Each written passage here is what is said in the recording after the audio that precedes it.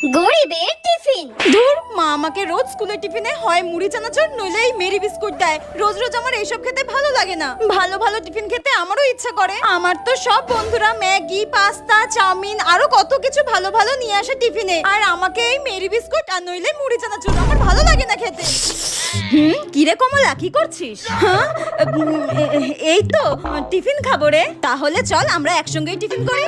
না না না না, তুই খা, আমি আসলে হাত ধুতে যাবো রে। তুই খাওয়া শুরু কর, খাওয়া শুরু কর। বলছি তুই কি টিফিন নিয়ে এসেছিস রে? আমি?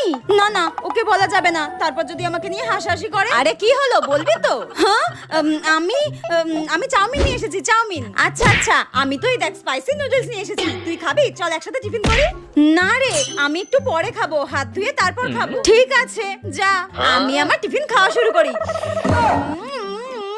আমি জানি আমার টিফিন দেখলে তুইও আমাকে নিয়ে হাসাহাসি করবি, যেমনটা আর সব